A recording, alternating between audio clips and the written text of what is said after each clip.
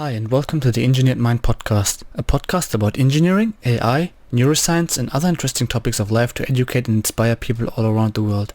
I'm your host Jousef, and for this podcast I welcome Miguel Morales. Miguel is a full-time Deep Reinforcement Learning researcher at Lockheed Martin for the Department Missiles and Fire Control/Autonomous Systems. He is a part-time Instructional Associate at Georgia Institute of Technology for the course on Reinforcement Learning and Decision Making, a content developer at Udacity for the Deep Reinforcement Learning Nanodegree, and the author of the great book which I highly recommend called Grokking Deep Reinforcement Learning. And now, ladies and gentlemen, have fun with the podcast and happy learning with Miguel Morales. Welcome to my podcast. It's an absolute pleasure to have you. It's an honor to have you on my podcast, to be honest. It's like I studied you a bit and you have done a lot in the field of deep reinforcement learning. And I want to start the podcast with a quote, which we can find under your book on Manning. It says, "We all learn through trial and error. We avoid the things that cause us to experience pain and failure. We embrace and build on the things that give us reward and success." Can you give us an explanation? What are the parallels between deep reinforcement learning and life, like in a crisp way? Actually, I have a good one. Actually, now that I think about it, is I recall the early days when I had my kids, right, and they were like just trying different things. It's kind of funny to look at them actually try to learn something, right? Try to grab something and not even being able to reach the object. And you're like, wait, you can't really do that? I didn't know that, that we came to this world without that ability of just grabbing an object, right? The fact is that reinforcement learning is a kind of computer science take on intelligence. And to me, intelligence overall, you can see it as that. You try something, you not necessarily make a mistake or not, but you try something, you have an objective, you go for it, you then adjust your actions to try to get better at it, try to grab that object over and over and over again. So I think it's a very it's a very interesting thing that reinforcement learning, when you study reinforcement learning, you can draw a lot of parallels with other areas that, other fields that study intelligence as well. Psychology, even philosophy, economics, and so on. I mean, there's so many different areas that are concerned with the same problem, which is how do we act optimally? Mm-hmm. And some fields ask the question in a way like psychology does, for example, in a more like, studying how the decisions are made in the brain. Some other areas are more concerned with, how do we actually become more optimal? How do we push to optimality? Right? Like economics, it's like, how do we make more money out of this thing and so on. So I think that's a very many interesting similarities there between deep reinforcement learning in general, and other areas, other fields that study the same problem of optimal decision making. Mm-hmm. Perfect. How would you, in your own terms, define intelligence? What would you say? Intelligence, I would say, is the use of cognitive abilities to in order to obtain a goal, mm-hmm. right? And this could be perception, this could be learning.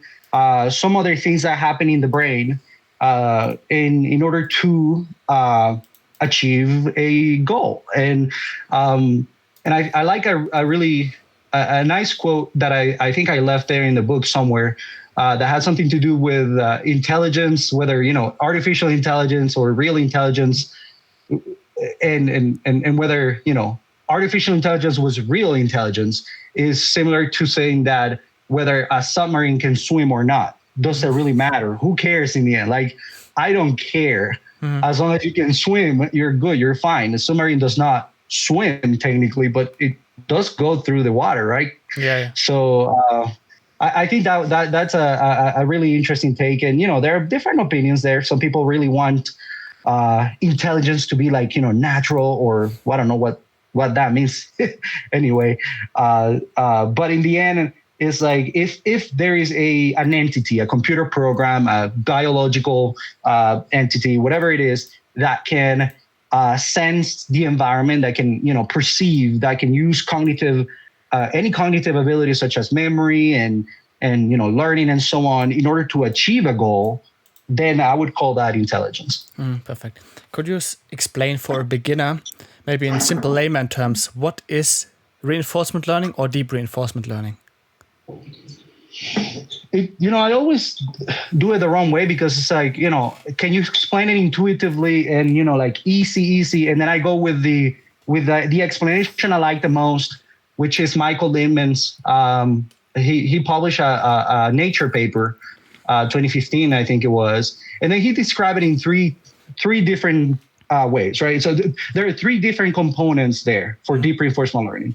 One is, so everything is about the feedback that you receive from an environment, right? So you basically decide to do this, podcast, and you invest your time in it, editing, doing these things, right? Then you get some feedback from your audience. Your audience says like, hey, that was a good podcast, that was not.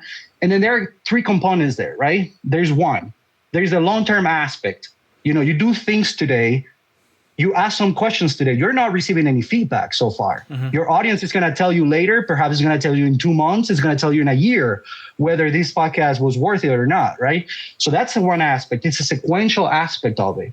The second aspect is the evaluative feedback aspect of it, which is that you don't, even if a person says like, hey, good job, you don't know if that good job means, oh my gosh, this is the best podcast ever in the world.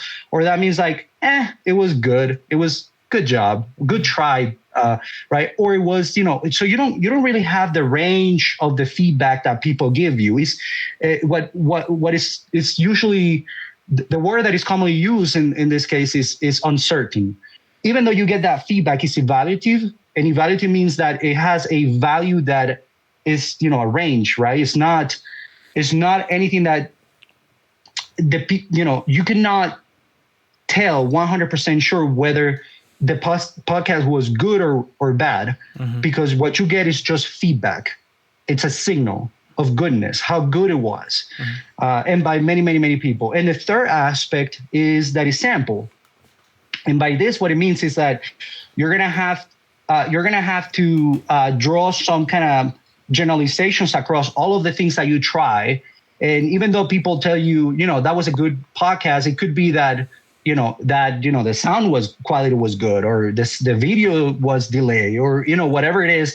So you don't really know why the feedback was given to you. It has to be somewhere around, and your brain has to use your intelligence to be able to generalize across all the different aspects that make this podcast, happen. So I think usually when I try to explain an intuitive way that is really straightforward, I can't, because it's just beautiful to explain it with the three components that really make up what deep reinforcement learning is. But at least explaining it in a way that you are familiar with, right? Mm-hmm. Doing podcasts is the way that I usually would try to explain it to people. Yeah, excellent. Would you say that we sometimes also in life have to give up our short-term pleasure for a long-term reward? Is it applicable for life as well? Yeah, absolutely. How many of us would want to, just eat all the cakes in the world, right? Or you have your favorite food in there, and all of a sudden you gain 20 pounds, and you're like, this is not good. I guess I got to stop doing this. So yeah, absolutely. Yeah, cool. I researched you a little bit, and I found out that you immigrated from Venezuela, if I'm not mistaken, to the US. That's correct. Can you take us through the early ages of Miguel? How did it all start? Why did you become fascinated by robotics and AI? Yeah, that's a great question. I was always attracted to it. I just never had the opportunity. In Venezuela, I was born in Maracaibo, Venezuela, mm-hmm. and it's a very nice city, very hot, very humid. But Venezuela went through some things, political things. Mm-hmm. People did things, and unfortunately, you can look up the news, and there's always something going on down there. Mm-hmm. And honestly, it's that bad. It's not even like close to. It's really that bad. But anyway, that's 20 years ago. I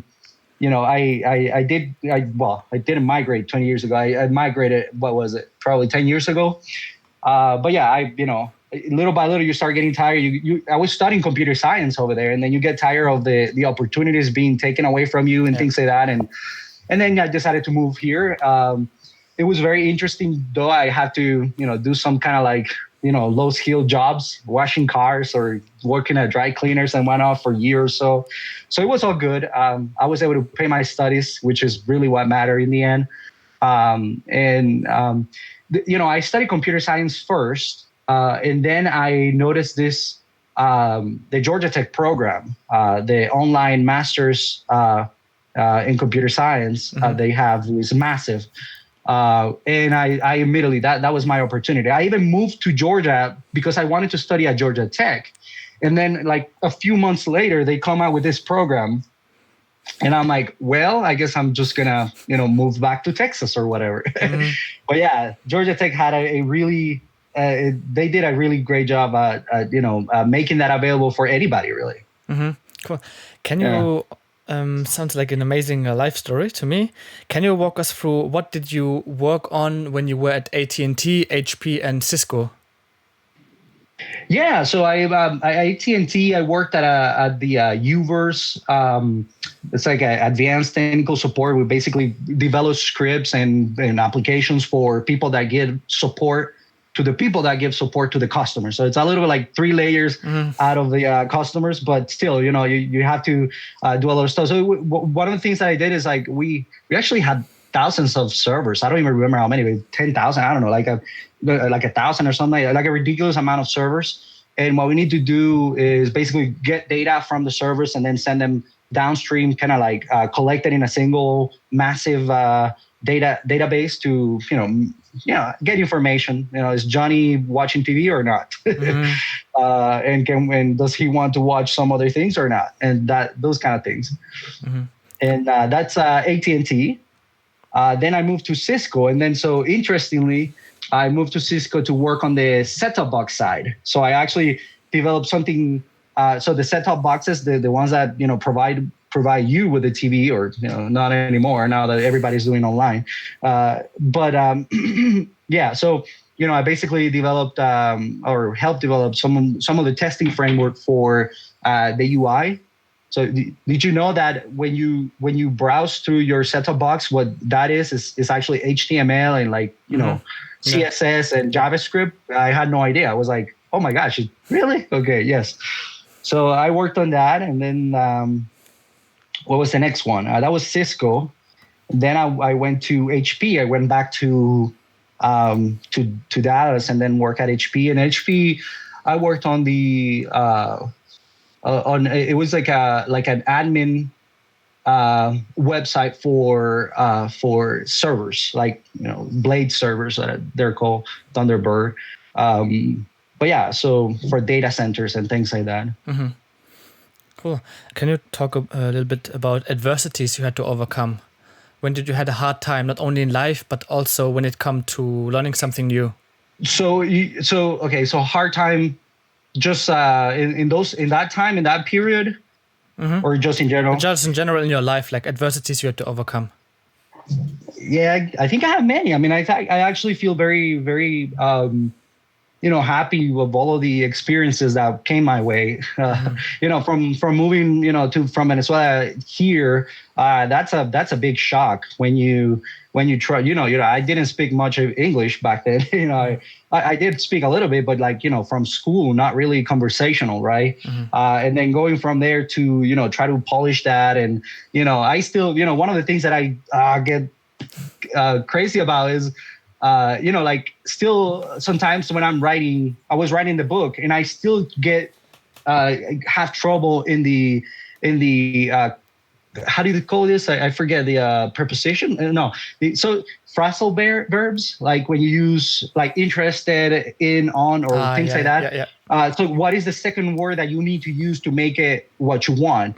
And oh my gosh, it's just like when you realize that you lost 20, not lost necessarily, but you have to work again to gain language that you had, that just to communicate with somebody, you have to start from zero.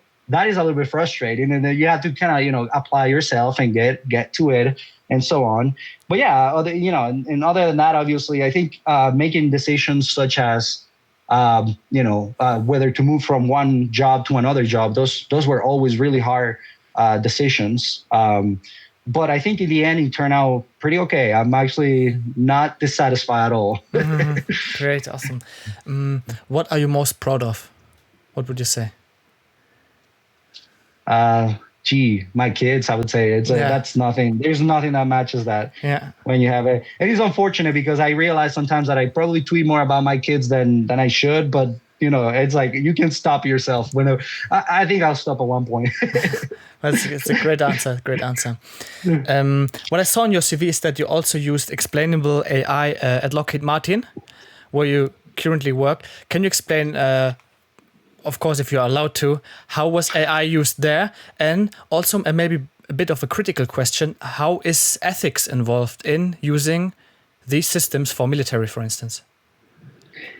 Yeah, this is a really good question. And obviously, there's so much I can say about my current job at Lockheed. But I think, so Explainable is a really big component because it's not just, at the end of the day, people are working on this, right? So autonomous weapons, people are working on this. Whether there are your friends or not, people are working on this. So sometimes it's unfortunate to see top researchers saying like, I don't want this to happen. It's like saying, I don't want rain to fall. It's like, what are you talking about? Where have you been this past, I don't know, I have 35 years, at least 35 years. There is bad people out there. Mm-hmm. Tell me about it, right? I had to flee my country. Are you kidding me? Mm-hmm. So there is not. People need to understand that it's important to work on this one way or another. Explainable AI is a really good. The research in Explainable AI is really important to be able to understand what the decisions that agents are doing are based on or based off.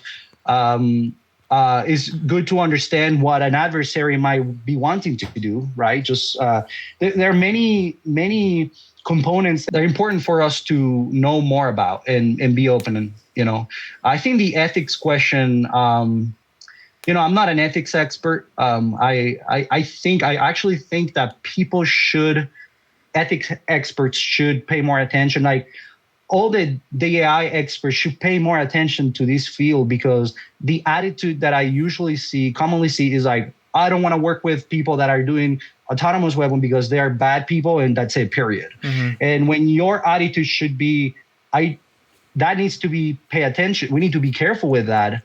Let's go and work together to make sure, we do it right. It's going to happen, whether you want it or not. It's just going to happen. It's right.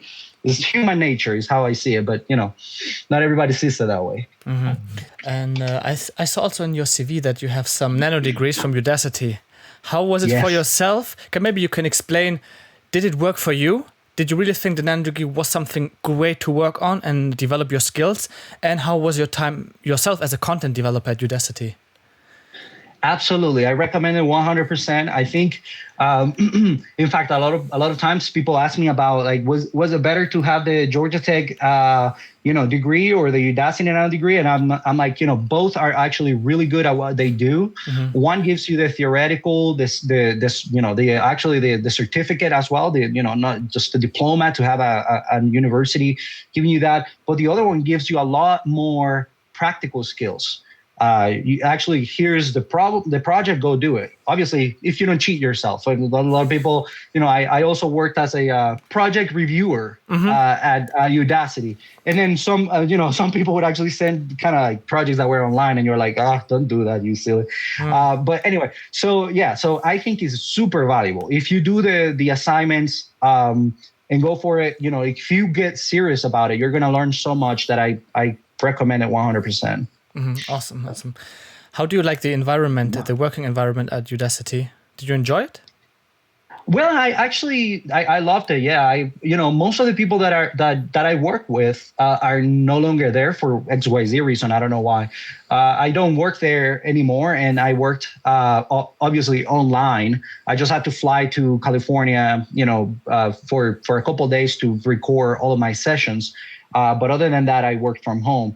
Now I work with Alexis, and I work with, it was the lead content creator at Udacity for the Deep Reinforcement Learning Nanodegree. Mm-hmm. And I also worked with Luis Serrano, which you had a couple of days ago, right? So I worked with him as well. He was the head of AI or something. I don't recall his position exactly. But yeah, so the people there are super, super, super helpful, super nice. I love also how they have a lot of experts in their kind of area. And I would just create content, but then there was a graphic designer, which is terrific, would just create a bunch of graphics for me and kind of iterate with me. And then a video producer that was awesome too, just like, this is the video, like, what do you like? Things like that. So it was really a really good experience to work with them. Great. Jumping to AI and the singularity, do you think the singularity will happen? I always want to say yes, but I don't know. Because we've been after something like this since forever. Mm-hmm. Humans, mm-hmm. Right? So, you look at history and we've been trying to build, intelligent machines for the longest time. And the bar for intelligence has always been, getting higher and higher and higher. Once we reach a goal, it's like, no, it has to be, smarter than this. We're not hitting the spot. So maybe we're not capable of seeing the problem the right way. But I do think that it will happen mostly because it's human nature. And there are many reasons why people study and work on AI. And one could be, one I think is understanding yourself, understanding intelligence, not just building an intelligence system, but understanding what makes you a human intelligent. Mm-hmm. So that being said, I think people are just never going to stop. So the only thing that could happen is that at one point, the intelligent agent that we create is more intelligent than us, to the point that it can create more intelligent artificial intelligence. Mm-hmm. And then so that then creates a curve of intelligence that is different to what we've been working on, for many, many years now. Yeah. Are we on our way to program or to generate AGI? Do you think we are still at the level of narrow intelligence? No, we're definitely not even close to it. Well, not even close. It kind of hurts my feel. I don't want to I don't want to say it like that. But no, we're far. And I talk about this in my final chapter there. It's just too far. Even, agents the best agents can only do one task well. You ask, a DQN to do your laundry, and it can't. It's not that simple. You cannot just put it in a robot and it's going to learn to do your laundry. Even if you try 5 years of training, it just doesn't happen that way. And even if you just, let's say like you design the problem so that you can train the DQN to do your laundry, then that DQN cannot do your dishes, right? So it's just like, oh my gosh, so where's the general aspect of intelligence here? Mm-hmm. It's very difficult. I think we need a couple more breakthroughs in order to say that it's general. But, at the end of the day, if I'm honest with myself too, a lot of the tasks, a lot of the things that we humans want is not necessarily general intelligence. Like if I give you a robot that can do your laundry and another robot that can do your dishes, you'll be happy. Probably not as happy because of storage and all that, right? Mm. But maybe you have a switch in your robot in a single, hardware that goes between one DQN and another DQN. Just to, I wouldn't use DQN, but anyway, just for an example, right? So I think you'll be fine. So whether general is really what we want, I don't know. But whether we're close to general, I don't think we're close. Mm-hmm. Just echoing what you said, like that you have a book to all those who are listening or maybe watching. If you are a visual learner, you have to definitely check out Miguel's book. It's like excellent. I bought it myself as well from Manning. It's super great. And I'm sure Miguel will give us a code to have some discount on the book. As you just posted yesterday with your beautiful daughter. Yes. Yeah. Actually, you can use that one. That's true. Yeah. And we can, retweet. Maybe you can add yours too, so that your people get it as well. The people that, yeah. Yeah, that's cool. We can use yours because it's 50%. It's 10% more than I get, so that's cool. Yeah, 50% is a big chunk. I haven't seen anything over or more than 50. 50% is as high as it gets. Yeah, me too.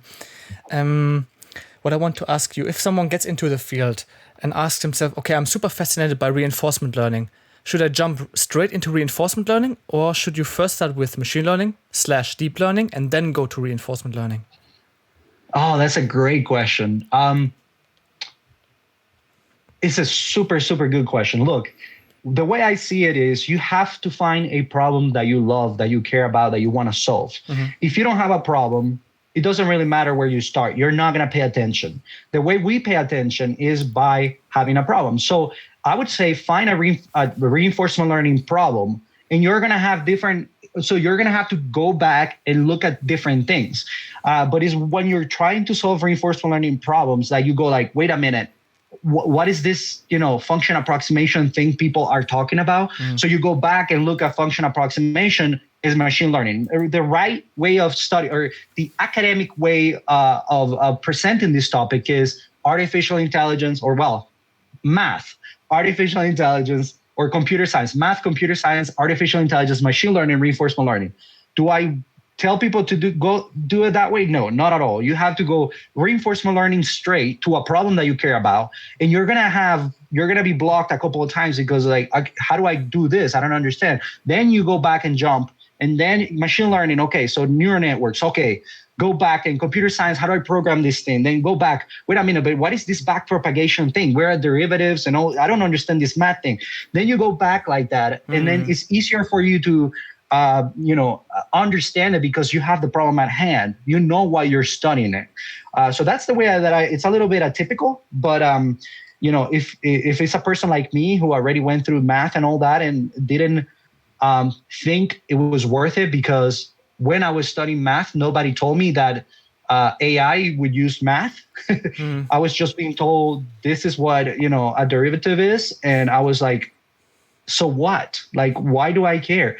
And then I went through the whole thing, and then I walk in. When I'm in reinforcement learning, I'm like, oh, wait a minute. I was taught that. Like, I don't remember anymore. Like, why? And then you have to go back and then try to study that and kind of learn it again. So I would say start with reinforcement learning, but with a problem, not with the solution, not with the text that tells you how it is solved, but something in your head that you care about, that you want to solve, that you want to create, and then use the text to go back like that. Mm-hmm. So that would be my recommendation. Excellent. I was asking basically if I'm currently enrolled in the Deep Learning Nanodegree. Would you recommend doing reading your book on the side plus doing the Deep Reinforcement Learning Nanodegree on Udacity? Honestly, yes. The reason why, though, I'm not gonna say yes. Buy my book. Woohoo! I'm so smart. Mm-hmm. No. Seriously, I'm gonna say the main drawback of the nano degree is that they jump the reinforcement learning part way too high, and then they're going to. So the basics of reinforcement learning, they jump that all the way, almost like immediately. Let's go and do DQN. There are a couple modules there related to Q learning and TD and so on. I personally don't think are great or the best. So I think in my book I do a pretty good job, and I go as deep into the details on all of these kind of foundational concepts really in reinforcement learning, so that there is a lot more clarity. Like I went into the details, and and as you said, I put so much time just doing the graphics and trying to point people. At times I got kind of, the publisher was not really fond of me using equations in a professional book, right? But I was like, look, you got to understand, if you want to get into reinforcement learning, you got to be fine with this. So I try to make the equations so that it's not just equations, but I'm trying to read out the equations for you and pointing out the little components so that you understand what's happening in there. So all of those details are in the book. And I think it does a a fair job at doing that. And I think the Nanodegree does a fair job at setting up the projects, and which I don't do as well. I mean, I could put much more time on getting projects, but there's no, I don't grade your projects as a reader, right? So to me, it wasn't really much of a point. But I would recommend the Nanodegree. The thing that they give, and I think it's a pretty good job, is first, the video lectures, which is in a different way of teaching. Is you as a student are in a different mindset when you watch a video instead than when you read or when you actually work code. So that is one aspect of it. And then the other aspect, the reading, and then the other aspect, the project. Like now everybody's quiet and it's you and the computer and the keyboard, do it. And that to me is an experience that people should go through. Mm-hmm. What programming languages would you recommend if you go into deep reinforcement learning or AI in general?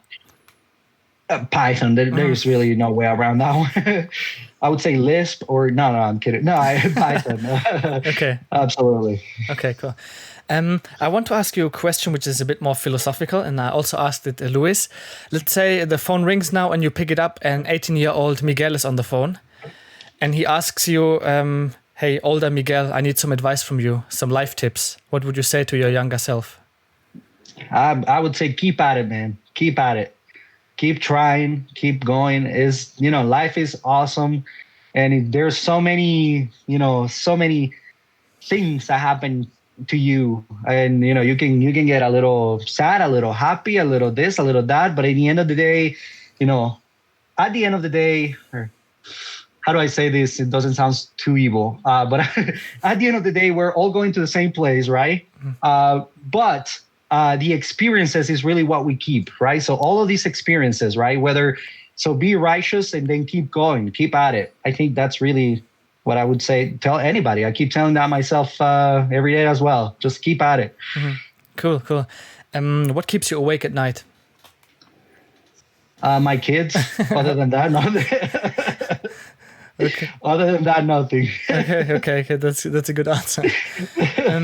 If you could spend one day with your favorite person, like apart from your, of course, maybe kids or your wife, who would it be? Like, for instance, Elon Musk, or who would it be? Like your favorite smart. Oh boy, I like Rich Sutton a lot, actually.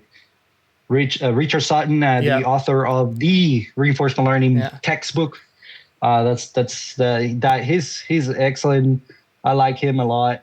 I do like also Michael Lehman, how he explains reinforcement learning. I like it, a lot.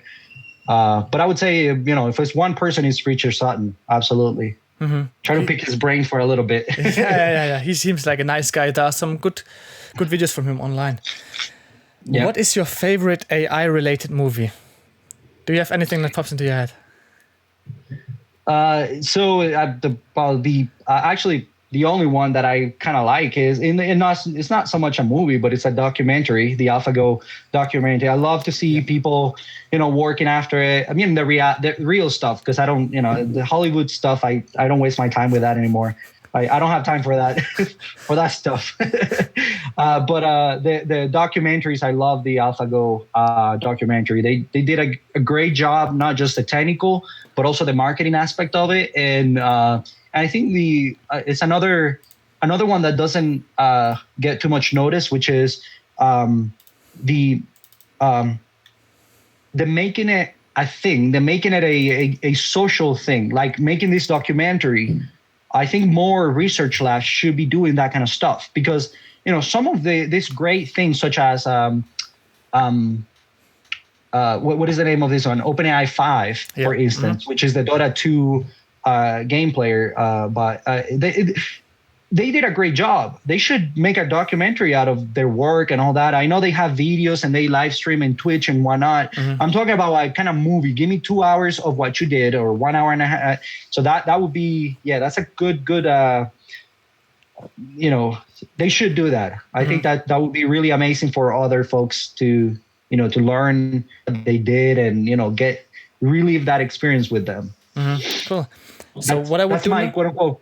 movie. Okay, but that's a good one. I like it. So what we do now, we had one question on Twitter from Federico Brubacher Laitano, who asked you, training agents take very long. What measures can we implement to make this faster?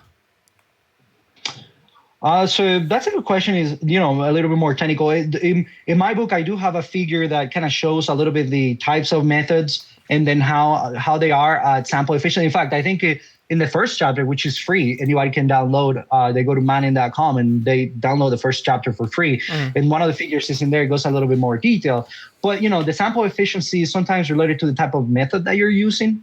And then so you have to go from actually, if we go all the way to the less sample or least sample efficient, you see the English, what I was saying, the least sample efficient would be the kind of black box optimization methods, such as genetic algorithms.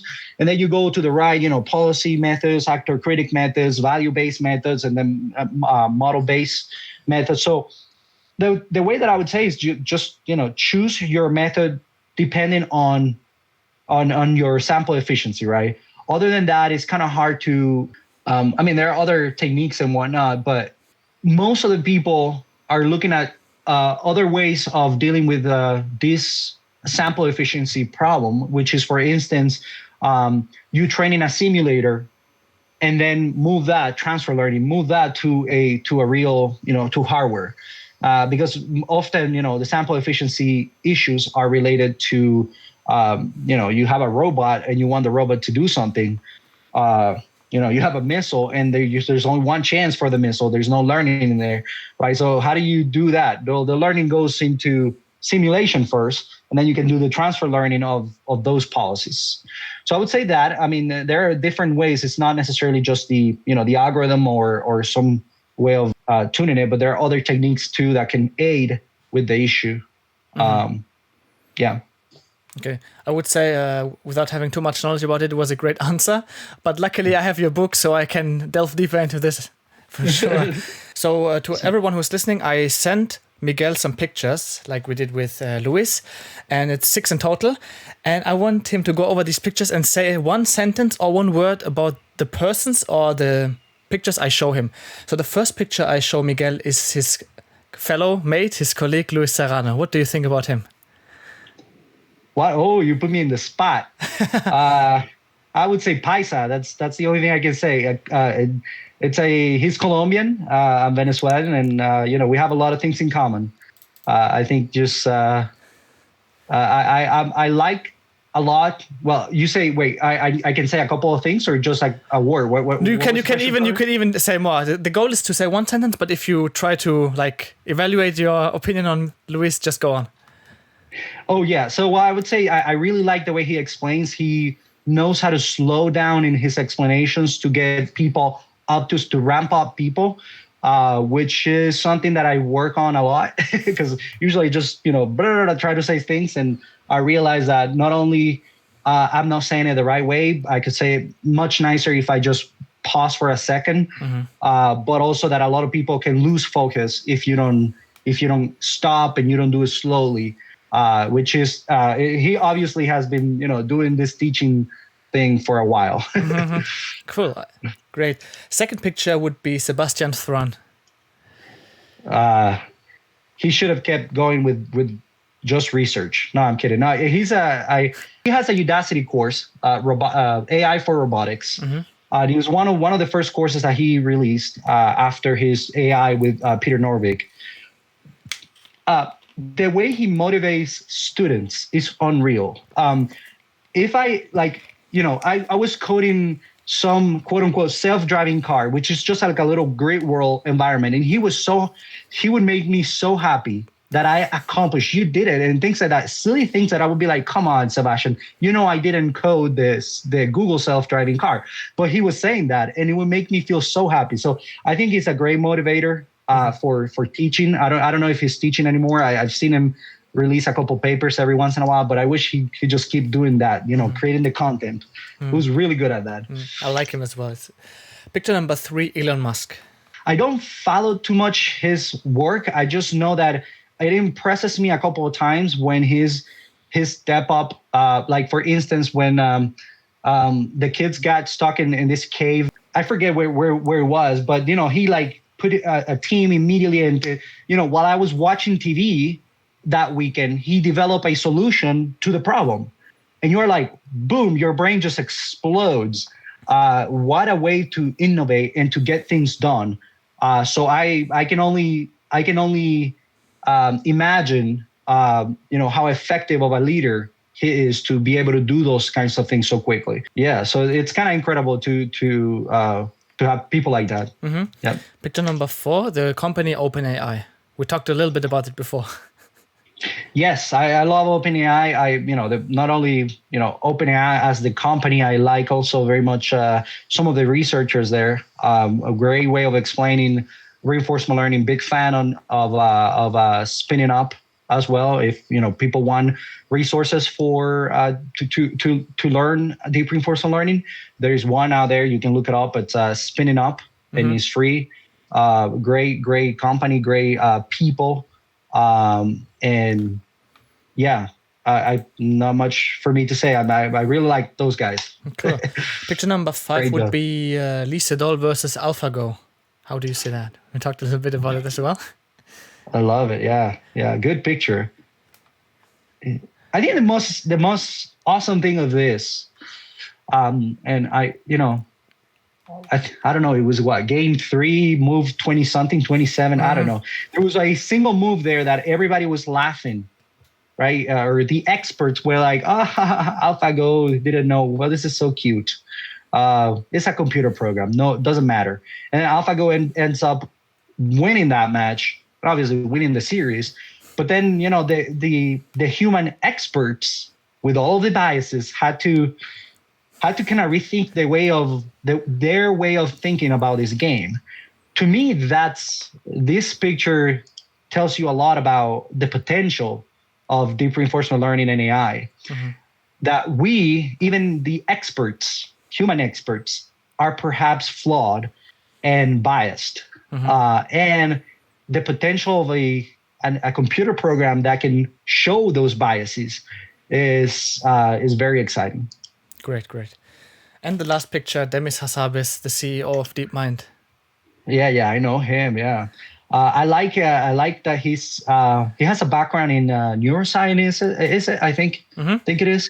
I really like that his approach to AI is not, we are a bunch of computer scientists, we're going to work on AI.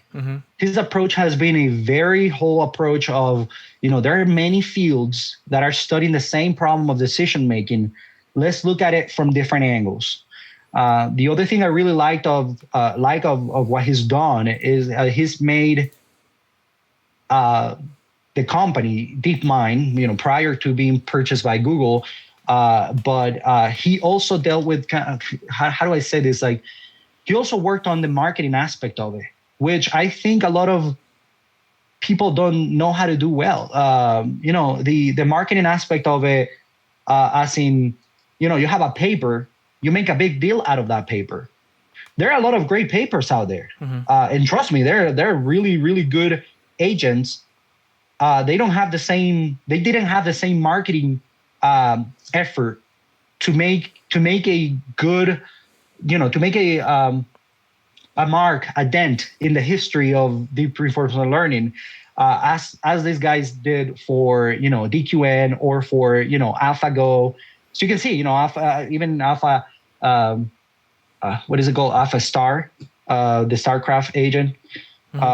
So all of these, they actually try to market really nicely and make a big deal out of it. And I think it's really important because it's not just important to them, it's actually important to the field. Like, everybody benefits when they do that kind of stuff. So they got to keep doing it. And those are the things that comes. I think he's a great CEO. He's probably, one of the best to me for this particular role of a kind of research lab that needs to come out and, get funding and so on. Now, well, obviously it's Google, but not much problem with the funding, but That's great. That was great, Miguel. Thanks a lot. What I would like to know is, what is your objective function? What is your dream in life? What is the end goal for you?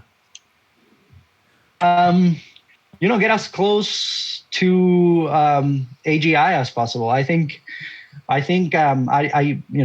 would just hope that we can accomplish it.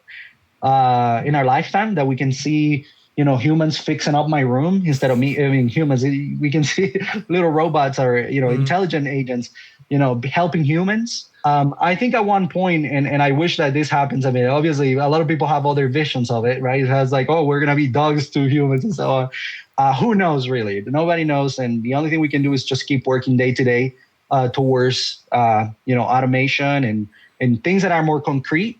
But I think in the long term, I would be happy to see, humans not working for food, right?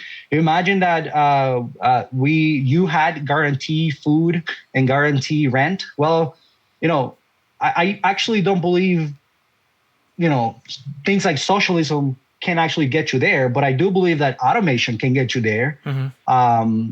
You have robots mass producing food, right? Producing in your, delivering it to your door.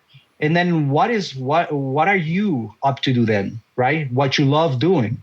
You imagine a world in which humans do what they love doing and they don't have to do like other things like a job or go after money or go after this and that. They can do what they have in their hearts as I love this thing. Mm-hmm. So that would be, that to me is the, the wow, optimality right there. But obviously we'll get as close as we can. That's cool. That's cool.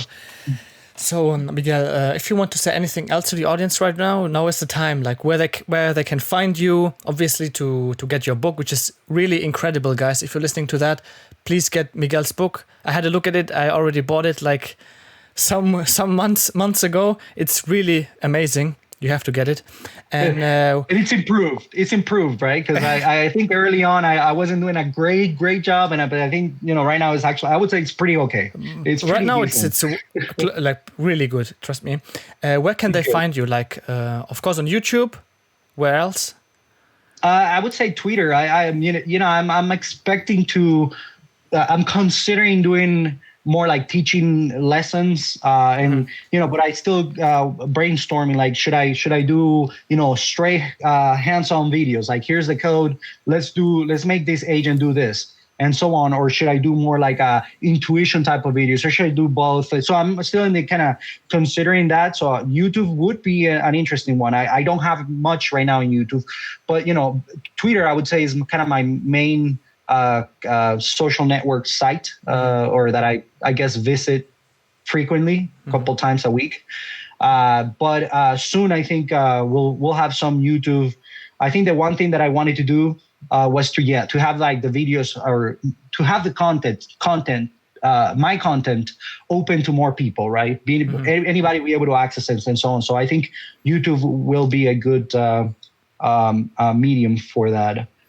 So yeah, I would say that, and thanks for the nice words about the book. It means a lot to me. It was a lot of effort, but I think and I hope that a lot of people can that it works for people, right? That people that want to get from point A to point B can actually accomplish it through doing that, through reading the book and doing the lessons and so on, and going through the notebooks.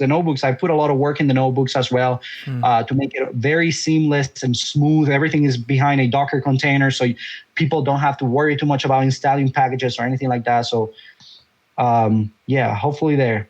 But yeah, to find me, just Twitter I would say, and then from Twitter I would tweet whenever I'm in some other platform, more full-time or more active. That's cool. I would love to see you on YouTube. Like you're an amazing teacher, and the way you wrote the book, it's just, I have to repeat myself, it's just incredible. You have to get Miguel's book. It's awesome.